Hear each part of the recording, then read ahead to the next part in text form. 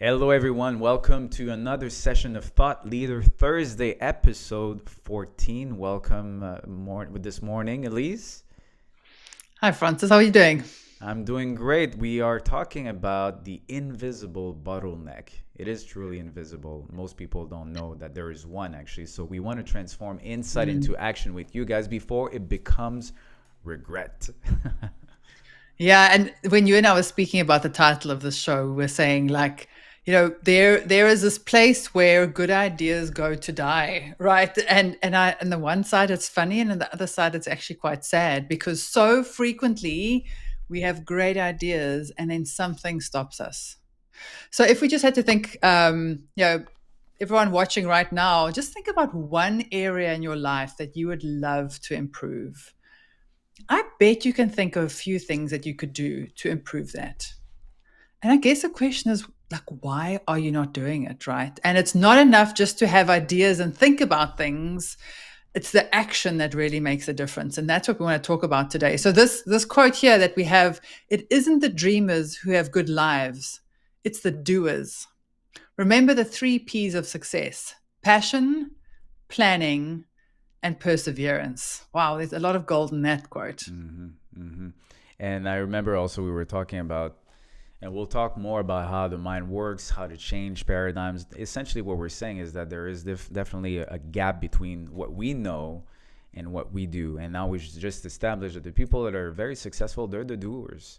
And what's in the way of knowing and doing are basically our subconscious mind. Like, this is what's in the way. And what we also talked about is that right now society, most of the things that people do, they're always waiting for something on the outside to change, or they're gathering information. So we talked about just the conditioning of society with school. We gather information, and then we're being rewarded by gathering information.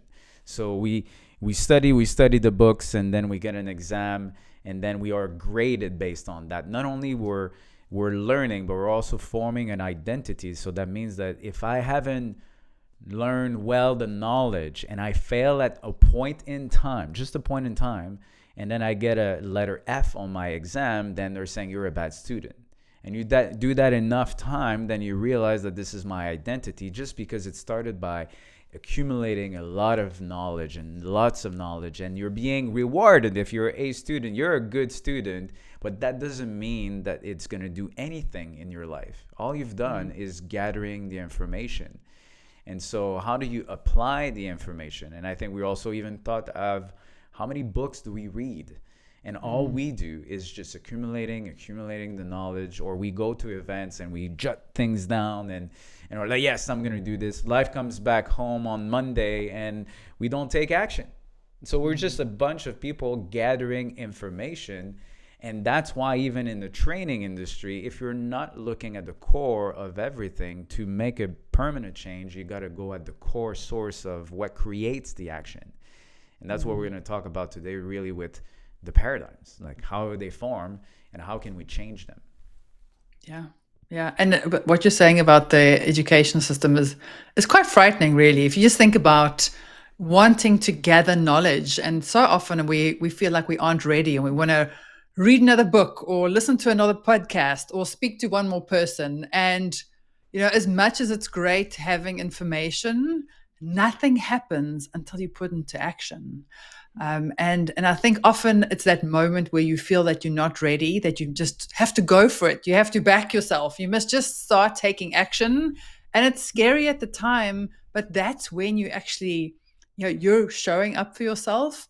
And often there are things that you can't read in books. You have to experience it yourself to actually get that experience and then go and do that thing. So, for me, I guess it was learning that doing something for the first time, you're never going to be excellent at it, right? Like, regardless of how well you prepare, you could be good, but there's always ways to improve. And I think it's, the one big lesson for me was being okay with being bad at something, accepting that the first time we do the webinar, or the first time you play a new sport, or whatever you're doing, cooking a new meal, like every time you do something for the first time, it won't be perfect. And I think when you can start embracing that and going, I'm going to take the action anyway, and I'm going to keep improving, I'm going to keep getting better, that's when you really start showing up for yourself and gaining a lot of confidence, because you're going, I'm doing this thing regardless, and I know I'm going to keep working at it to get better and better over time.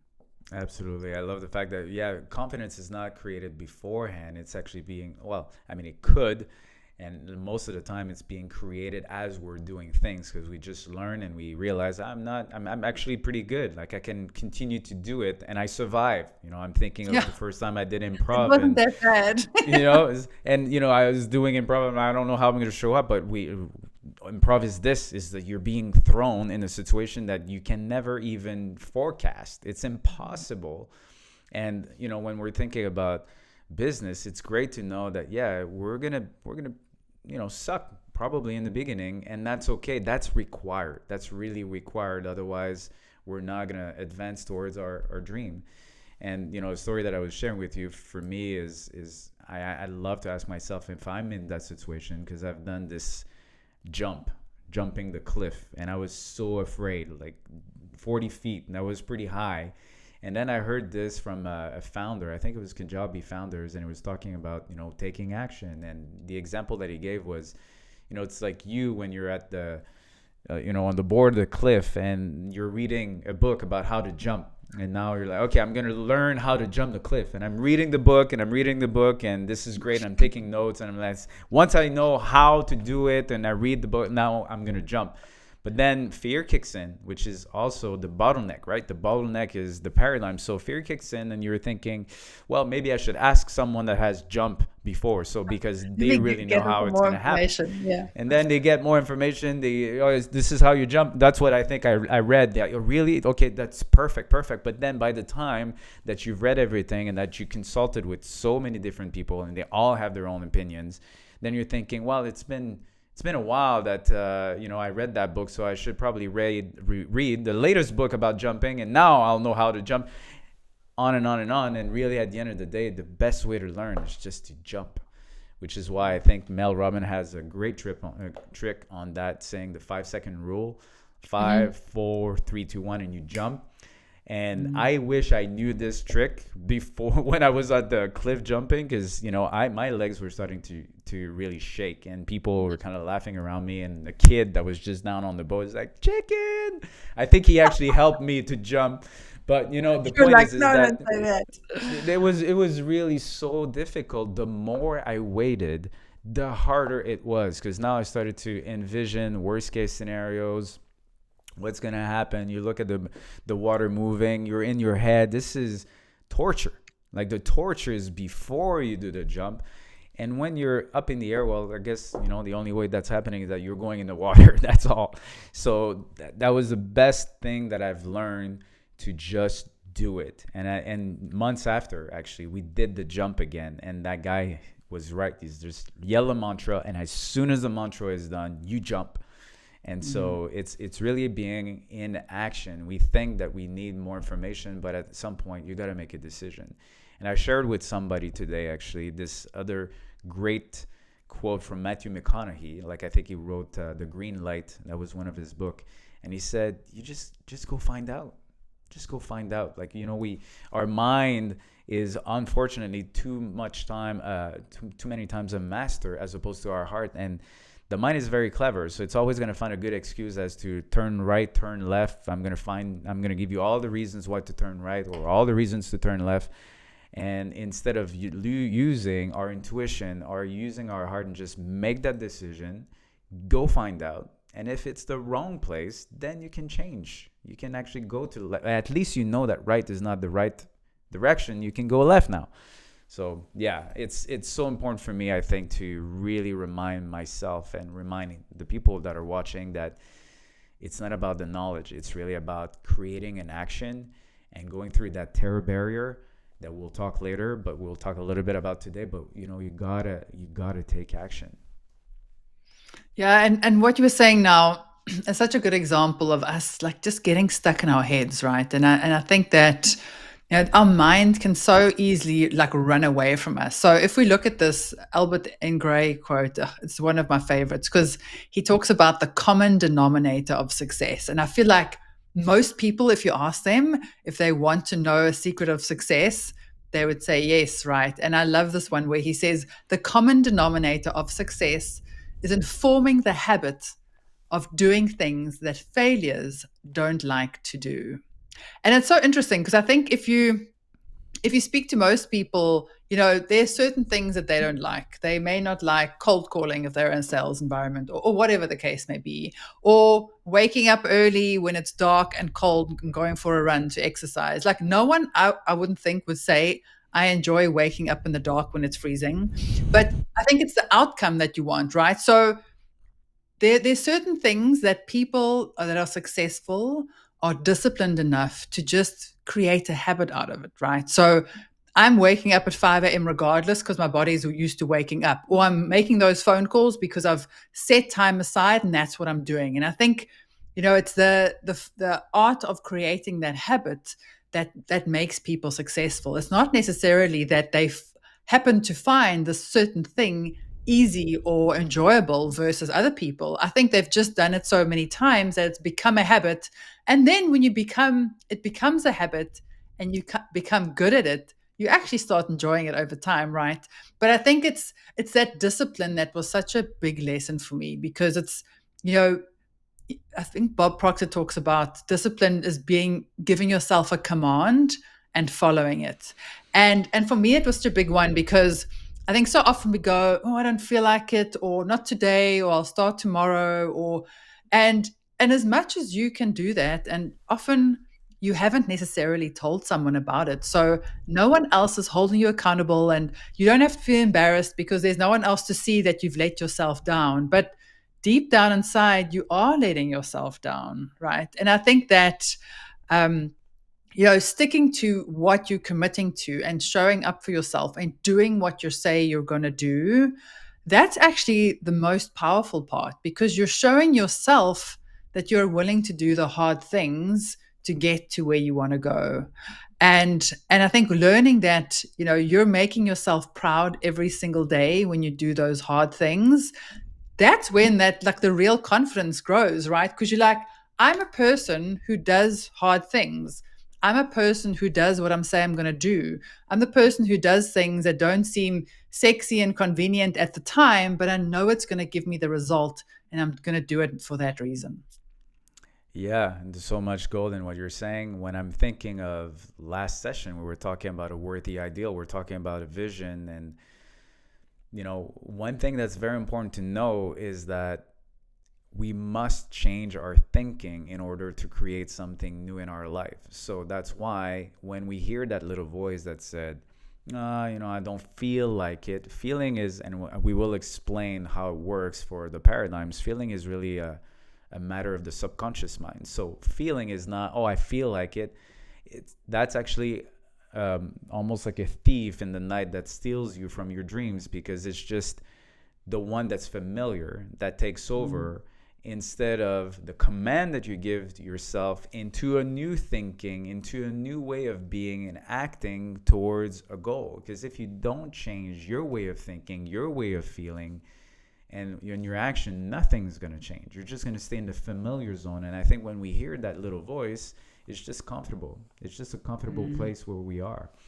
And it's interesting. I just clicked. I saw something this morning, and I want to read it before we explain the mind. But it's just to show how being not that great in the beginning is essential. And I'm sure that a lot of people know Robbie Williams, right? Like he's a great singer. And I Yeah. didn't know that, but like I'll read the email because it just shows how important it is to take action and fail. So he said, when you think of Robbie Williams, that was actually by Daniel Presley, an amazing guy that talks about what are his book, Key Person of Influence, and also Oversubscribe. Highly, highly recommend. I know I'm looking down. This is because it's on, It's right next to you, clearly. it's on the floor. So here's what he said. He said, when you think of Robbie Williams, you probably think of big hits. Millennium, Angel, Let Me Entertain You. With over 75 million albums sold, there's no doubt Robbie is one of the biggest British artists on the past 25 years or perhaps ever. What if I told you though that most of Robbie's songs were failures? That might surprise you, but look at the numbers. Robbie's released 299 songs across 11 studio albums. 61 of these are covers, so we'll forget from those from the time being. That means he's written and recorded 238 of his songs. Out of those, 14 became hits, singles in their own right. That's 14 out of 238, 6%. And 6% success rate to become one of the biggest artists in the world with a network of $300 million. So it goes to show prolific beats perfect. Action beats perfect, really. I always tell entrepreneurs not everything you create will be a hit, and it doesn't need to be. Your job isn't to get it right every time. Your job is to stay in the game long enough for the right ideas to find traction. Be willing to put yourself out there, publish, ship, launch, test again and again, because in business, just like in music, you only need a few hits to change your life. That was so good. Wow. That is so good. It reminds me to kind of bring it back to a business setting, because I know people often when they're launching new products, they say, if you're not embarrassed about the product that you're launching, you've launched too late. long, right? Yeah. Because like it's never going to be perfect, but you need to get out there and you need to get feedback and you need to get people using it, because so often you get stuck in this kind of loop where everyone's like overthinking it and you're trying to tweak small things, and as much as we try and anticipate what clients want, you can't, right? You just need to get it out there. It's not going to be perfect, it's going to be ugly, it's going to be manual in the background, and then once you have the feedback, you iterate and you improve. And that quote that you said, you need to stay in it long enough, that just comes back to persistence and perseverance. You can't try something once. Imagine he released one album, or he had like 10 songs and he's like, yeah, no one likes me, so let me just go home and I don't know, do whatever else. And it's the people that are willing to go, I believe in myself, I'm going to keep going, I know I have the talent. And now look what happened, because he was willing to go through that hard time. Yeah, and to me, the way I read it is, when he says publish, that we're publishing right now. Like that means that we can actually, as a matter of maybe have 6 episodes out of 100 that are hits, like so big that it really truly impact. They're all good, right? But it's just to say that we don't need to think about that. We give it all our best and we learn along the way. And that could be the same about the sales presentation, the sales script that we have, the phone calls, the demos, everything. If Robbie Williams was able to have huge success with 6% success rate, imagine what's available when we let ourselves not being distracted or feeling bad or not worthy because of the failures. I think it's, what's her name? Sarah Blakely, when she said, her dad was always talking to her about, what did you fail at today? And it was really a way of reframing failure as just a learning experiment. That's all it was. And so now I feel like we can talk about why is that so difficult for us to make those changes. And it's really to learn how the paradigms are formed. So, when you look at how the mind works, and we kind of alluded already with the percentage, but 95% of everything that we do, like that's not about the knowing, that we do is on autopilot. It's on autopilot. It's your subconscious mind, your paradigms, a multitude of fixed habits. And only 5% is conscious. So going back to commend, like you're really commending yourself, and I'm choosing, no matter what, how I feel this morning or whatever this week, or this, like in this moment, I choose and I commend myself to keep on going because my vision is so worth it, and because I'm excited, and I'm not going to let any external circumstances dictate how I feel, how I act and feel. Feel, act, and feel. That's two times feeling. Lots of feeling in that. But the point is that that's what drives us. 95%. That's huge. And you'll talk about how to rewire your brain, but essentially there's a great exercise that I know you will share, but the way to rewire brains are either 2 ways. One is a shock, and that's not a good one normally, and that would be something like a doctor tells you that you must change because otherwise you might die. Or it's constant space repetition. And we'll give you an exercise where you can really identify and how to rewire your brain. And the thing is that 95% that controls everything controls your body or your action, which creates your results. So how do you know what you're thinking or what your subconscious is thinking? Take a look at your results. Take a look at your results. Maybe you want to add something to it before we do the exercise.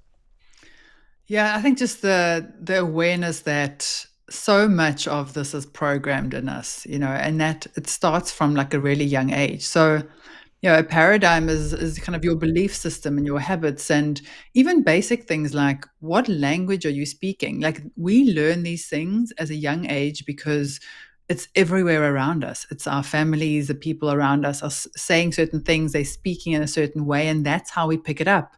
That's how kids start to walk, right? You see other people doing it, and through repetition, you're like, hey, I also want to do that thing. And you keep doing it. And, as adults, we get to change that. So it may have started at a young age.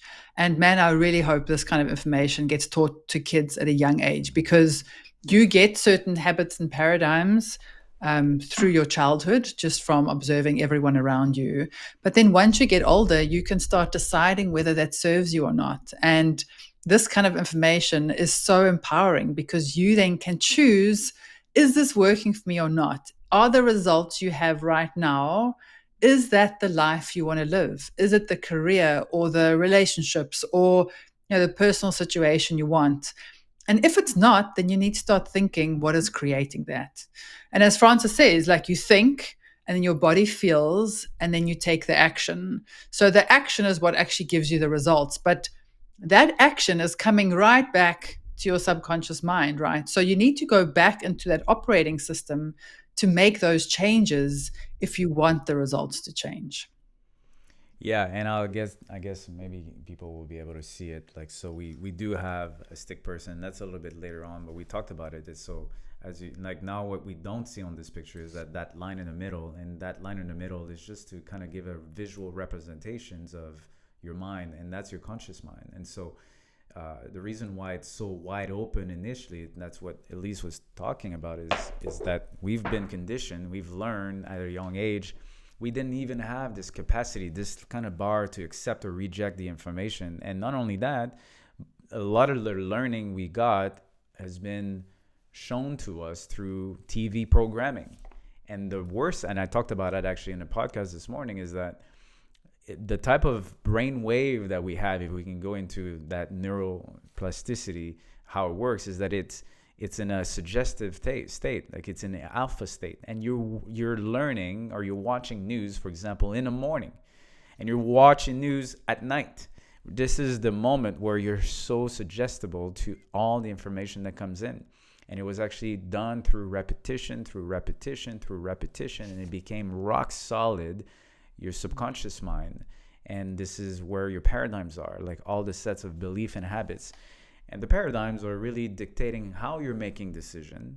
They're dictating your logic. They're dictating how you think about time, how you think about money, how you think about love. It's all at the source of all your reality.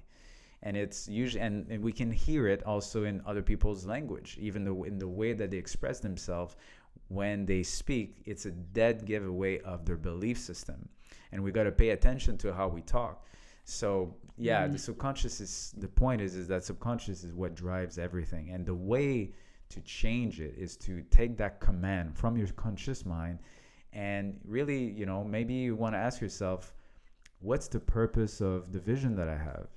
Do I have enough conviction? Why is the time now to act? Why is the time now to change? If you have enough of that conviction, now we'll change. We'll explain how you can change and rewire your brain if you're ready. Yeah, absolutely. So the exercise of rewiring your paradigm, and actually, I guess just understanding what it is right now. Because if we had to say to people, like, what are your beliefs? I think a lot of people don't think like that, right? We're so busy doing, and our life is busy, and taking that moment of reflection and just going, is my life the way I want it to be, and what can I do about it? So, like a few steps that you can take just to really unpack this for yourself is to firstly think about a gap that you have in your life. Think about one thing that you should be doing but you aren't. So what is that one kind of gap? And it's always easier to kind of work on one thing at a time, so that you can focus on that. And once you've identified that, then start asking these uncovering questions like, what belief is driving this behavior? Is it something like, I don't have time, or I never get things right anyway, or, I'm not good enough to do it, or I always fail? Like those words always make me very worried, because that often is such a good indicator that there's a paradigm there, because you're so set in your beliefs. And then you want to start going, what is the opposite of that, right? What can I do what can I believe that's a complete opposite and that'll serve me better? So if I say I never have enough time, how about I have enough time for everything that's important for me? What is that opposite behavior that'll really serve you? And then it's the beauty of repetition. So if we think about how we learned the language, or how we learned how to speak, or walk as kids, you did it over and over and over again. And if you think about like a little toddler trying to stand up and they fall, and they're trying to stand up and they fall, and they take one step and they fall. I mean, if you think as adults, we tend to be so impatient, right? We want to try things once or twice and be good at it. And if you just go back to like that childlike belief, and I'm going to keep doing this. I know it's going to happen. Like, I need to learn to ride a bike. I know it's going to happen. It may take a little bit longer or shorter, but that repetition of just doing it over and over again with paradigms, that is so important. So step 4 is just this repetition daily, right? So we encourage people to have a journal, or to write things down every day, or have a goal card that we've spoken about before, in terms of read what you want, envision like that dream life that you want, or this change that you want to make. Write it down. Think about it, read it in the morning, think about it and read it in the evening. Again, as you said, you're so suggestible in the morning and the evening. When I go to bed, I repeat my goal over and over again while I'm like, my head's on my pillow, because I want that to be the last thing I think about when I go to sleep. And then it's about taking action, right? So I think it's that repetition is helping your mind get familiar with it. It's almost getting ingrained in you need it to be so deep that at a gut level, I'm believing this thing. I know I have enough time for everything that's important for me. I know I can do this thing. And then you need to start backing yourself and doing the thing. It's going to be uncomfortable, it's going to be scary, but it's going to feel so good when you do it. And I think when we start doing those 5 steps, in terms of identifying where the gap is, discovering the paradigm, creating that opposite thought that's going to serve you to reach your goal, your repetition daily, and then taking action, those are so powerful to make big changes in your life. I love it. I love it. And I love that you talked about the toddler, because, one of my brand is resilience element. And the third component is certainty. And I always talk about this, the fact that we were toddlers. We already have all the resilience in the world to accomplish anything we want. And I think that as a toddler, the reason why we ended up walking is because we had 100% certainty that it would happen. It was not like, I tried a million times. Now I think This I'm is not for crawling. me. I'm crawling. You guys continue to walk. I'm crawling. I failed. I'm good. We just know. It's so certain. And so how do we nurture that certainty? And that's, for some, it's really about repetition. And one of the things that I would love the audience to understand is that this is not woo-woo, this is working. Because the reality is, if you truly, and I say that because from experience, after repeating and repeating and repeating, I've realized that all the results I have in my life are a direct reflection of the thinking that I had about myself or about the reality. It was a math, like 1 and 1, 2. Like that's exact, like it gives me the exact result. This is a law. So if you choose to believe right now that your thinking led you to where you're at, and you're wanting to have something different, you got to change that thinking. And that's math. So if you understand that, like, it might not even take that much time, because usually, I remember when I first did my affirmations, you part of your mind or subconscious mind, and the paradigm's like, yeah, but it's not going to work. That's a limiting belief right there. Because if I say I'm doing my this, but it's not gonna work. I negate everything, and it's never gonna work. And then I'm gonna have the evidence, not because the affirmation doesn't work, not because I repeat and it doesn't work. It's because unconsciously I'm telling myself, yeah, but it doesn't work. So if you, and I think it's seriously, this is so important to know that this is working by law. So if you think that your business will fail eventually because there's more competition and it's always hard to find, well, that's what you're going to create. That would be exactly what you're going to create. And then you're going to end up saying, see, I told you. Yeah, but you created that. You created that. And I know that it's also a question of focus. And it's a question of, where do I put my attention? Do I put my attention on worry and fears, you know, or do I put my attention about excitement of the goal?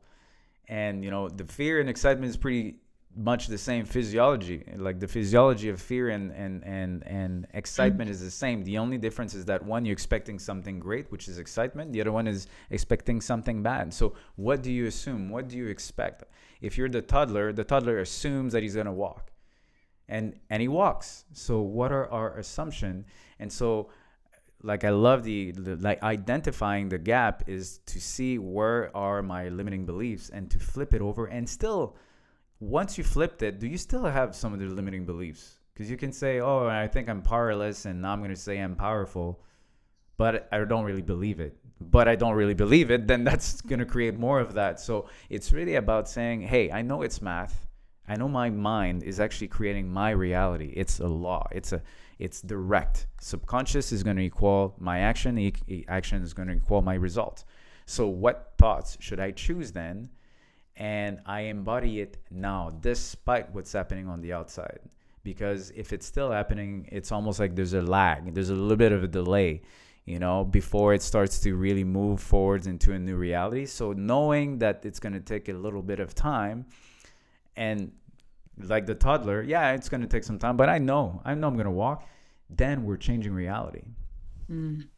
I so many people talk about goals and they're like, yeah, but I don't necessarily need the new boat or car or whatever. But goals are about growth, and I think this personal growth of, I'm going to do what it takes. I'm going to do the hard things when no one's looking. And as you say, be persistent enough to know, just because I have a positive thought today doesn't mean the thing arrives tomorrow, right? Like there's a time period where that growth needs to happen. And I know many of you are probably listening to this going, yeah, Francis, this sounds really easy. It can't be that simple, right? But the fact that it is like universal law, and your thoughts create your reality. Like where you are today is a culmination of decisions and thoughts and things you've done over a long period of time, right? So you may be thinking that this sounds really simple, but it's often the simple things that are actually really, like, you need a lot of focus to execute them really well, right? And only you can do this. Like, only you know what you're thinking, and only you can make a decision to carry on with that thought pattern or not, right? No one can do it for you. You can't throw money at this problem. You can't have your parents or your friend help you. Like, this is on you, right? And this is like the ultimate responsibility. You have a decision on what you think. If your mind is spiraling, thinking about bad things and going down a negative spiral, we've all been there. You need to pull yourself out of it. You need to choose to think about something good. Start writing the opposite. Start writing positive things. Go for a walk. Phone a friend. Like, do anything else. Get your mind out of that, because it's that endless loop of negative thinking that is not doing anyone any good, and only you can change it. And I think once we realize that it's a discipline of thought that we can control, but once we get that in place, once we start controlling our mind well enough to go, I'm going to repeat the good things. Imagine how many times you've overthought like something bad that's happened. And if you think about, I was focusing that energy on good things, on this is a new idea, or this is what I want to do, or this is how I'm going to show love to someone that I really appreciate. Imagine how many great things you would have done, right? Because our mind tends to like overthink negative things, but not positive ones. So once we choose to think about good things, things that serve us, things that help us get towards our goal, that's when that huge change starts to happen. Absolutely. And when you say that, I think that if the audience have some issues, for example, in their personal, professional life, one of the things that I think helps to shift this thinking is to be grateful. And I think I shared with you that, there's one of my client, Absolutely. he had a big challenge. He actually lost, in starting day trading, 85% of his whole portfolio. That's not a small thing. And he started. And here's the exercise that I gave him. I said, okay, so can you have a list of 10, which could be ambitious, I know for many, but I said a list of 10 things why you're actually happy about this thing that happened. And I think the biggest that he discovered is like, I'm so happy and grateful that it happened now, because in 5 years from now, if I didn't have the discipline, he realized like I've learned something. I'm glad that now I'm going to have more discipline into what I'm doing. I'm going to watch my things more closely. Mm. And I'm so happy I've learned that, because if I didn't have this discipline, because everything goes up, it goes up, it goes up. And then 5 years later, 85% down, you're like, so now he's like, really, oh, thank you for this lesson. Thank Yeah, you. great So, lessons. Yeah. yes. So, but now in the context of knowing doing gap, I think, and choosing the thoughts, like you said, like I love that. It's giving empowerment. We can choose our thought. And it might be difficult sometimes to choose your thought when it's negative around you or you're facing a challenge. But again, there is something that's really good in that. And if you ask yourself, can I find 10 reasons why what I'm struggling with right now in business or in my life are a good thing? Then you realize, I've learned a lesson, so I'll keep on doing, because I'm getting better and better at what I'm doing. Or I've realized that now it's my time to go into a new chapter of my life, whatever it is. And I'm so grateful that I have these lessons, because it's going to make me stronger, better. Or I realize that this is not what I want. The point is that once we start to really realign our thinking into a better zone, like gratitude is very powerful to help us to get to that point. And now we can keep on doing actions instead of saying, well, I tried, but it didn't work out, so I'm not doing it It's again. walking is not for me. And you look at Robbie Williams, perfect example. How many hits he missed, really? And that's where it takes your will and also your certainty, you can say. But and are you really emotionally involved with your goal? Like I'm pretty sure that for Robbie Williams, it didn't matter how many times he missed his hits, because he loved the music, he loved the performance. Like you said, the purpose of the goal is to grow. And that's all there is. Because if you look at the stats, like it'd say I'm failing 94% of the time, or I'm succeeding 6% of the time, and I have 300 million in my bank account. Not bad or good, to reframe the language. So yeah, that was really powerful. I'm glad that we were talking about all of these things, and now it's time to actually kind of do a little bit of a summary of all the key takeaways of what we talked about today. Yeah. So the first one is knowing isn't doing. You can intellectually understand something, but unless your subconscious beliefs are aligned, you won't take action, and then results won't change. And I think we've mentioned enough that paradigms run the show. 95% of everything. So those are your mental programming. It drives your action. It drives your result. So the only way to change things is to change your thinking and to upgrade your programming. And we gave you an exercise for that. Absolutely. And then number 3 is you can't outwork a misaligned mindset. So your subconscious mind that we just said runs a show.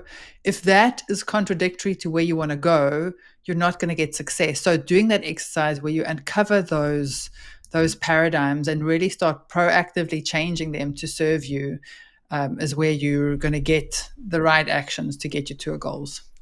And the next one is I got a little coin that was given by the organization. Hopefully, yes, I think people are going to be able to Nice. see it. So, Yeah. change starts internally. So when you live your life from the inside out and upside down, and I'll explain. So you got to change internally in order to create something on the outside. The problem is we are too many times waiting for something on the outside in order to make a decision. And we talked about decision in our last session. Decision is so important. And the upside down means more about, if you feel disempowered, you feel powerless or meaning, whatever it is, that's kind of a low vibration. And we don't create that much greatness in our life when we're in that level. So, by the upside down, is what would be the, if you have everything, the higher self of, the version of you that already succeeded, it's at a high frequency. It's a positive frequency. It's the frequency of excitement, joy, gratitude, love. You're so, and now from that space, we're creating a whole different life. And so it's inside out and upside Upside down. down. That's how it works. I had to look at, because I wanted to say there's another law that exists. They say from above as so below. So I was like, okay, so is as above or it's upside down. So that's really how we create a beautiful reality. Yeah, and the last one is repetition. So if you want to rewire your thinking, you need to repeat it over and over again. That's when it starts internalizing. You want thing to get into your subconscious mind, and that happens through repetition. Yeah, that was it. That's how we can crush that bottleneck. No more bottleneck. Taking action, and I'm talking about taking action. If you really want to transform your life, your leadership, highly suggest that you speak to Elise. She's an amazing leader. She's actually even coaching me at times personally, and she's so good at rewiring my brain. I'm like, you're so right. I know this. And so thank you. And you can reach out to by scanning that. And if you want to also talk to me, I'll be more than happy to talk to men that wants to really achieve something meaningful in their life. I call that the Night Club. So it's with a K. We're not in a discotheque. It's really about it's really about honoring our life and being empowered, being alive, being free internally first, so that we create a great life. So yeah, that's how we can connect with us. So yeah, thank you Yeah, so and much. there's Francis does some amazing events for his nightclub, and you've got some great things on LinkedIn and extra events and webinars for people. So I really encourage you to follow you and to scan the QR code. I often see on LinkedIn, where's the best place to hook up with you, Francis, and learn more about the nightclub?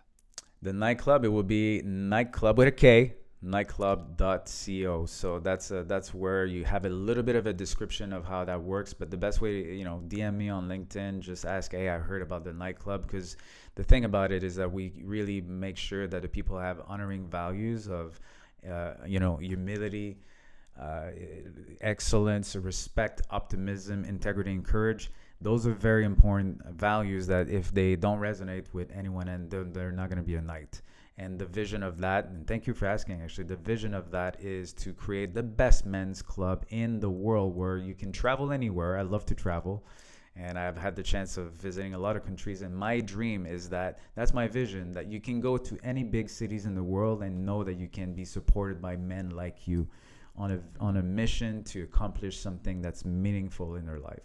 So yeah, there you Yeah, go. what a powerful vision you have, and I'm really excited to see the journey unfold. It's really amazing. So excited to see what the nightclub has in store. But thank you so much, Francis. Great conversation. I really love having these discussions and learning alongside you. So everyone, thank you very much for joining us. We will see you next time for episode 15 is next time, right? So we'll see you next time. Thank you so Thank you much. so much, guys. Thank you, Elise. We'll see you next time. Take care. Cheers. Okay, bye-bye.